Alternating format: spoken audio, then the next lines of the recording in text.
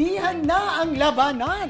Alden Richards, Marian Rivera at Catherine Bernardo kabilang na sa mga tinaguriang hari at mga reyna ng endorsements. Sila na nga raw ang pinakamainit sa mga TV ads, billboards at brand collabs. Kung sa pagpapatalbugan lang din naman ng kontrata, walang nagpapahuli. Ano nga bang sekreto ng trio na ito? Charisma, good image, o hinug na star power?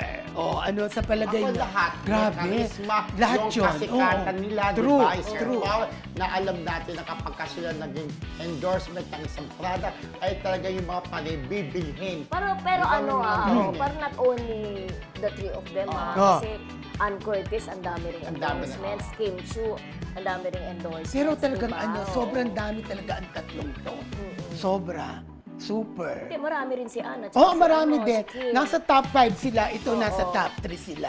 Okay. Sa sobrang dami. Talaga. So sa sobrang dami, Ano? sobrang yaman na rin nila. Dahil sila Nakakaloka.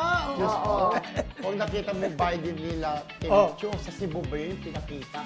Si Catherine, kung nakita ba rin yung Ay, bahay, oo. yung may escalator? Lalo na. Escalator ba yun? Lalo na si Alden. Oo. Ang dami pa niyang business, no? Correct. Diyos Oo. ko. Yes, kaya naman talaga Oo. sila talaga ang mga tinaguri ang ang yayaman na nito, no? Yan yung Queen. King and Queen of endorsement. Natalbogan na rin. Dati si Chris Aquino. Kasi sa Aquino Oo. dati, Mayat siya maya. mga active. Maricel Sharon Cuneta. ang dami Sharon, ko, oo. Maricel Sharon, di ba dati Chris Maricel Sharon sa mga babae. Nung panahon ni Ate Then, Guy. Marian. Nung panahon ni Ate Guy, napagsasabay Ang dami. niya ang commercial, ang endorsement ng soft drinks, di ba? Oo. Oh, siya lang Parang may ang nakapagsabay ng ganyan, ha? Parang may pinangalan pa sa kanya na ano? Na ano? isang product, no?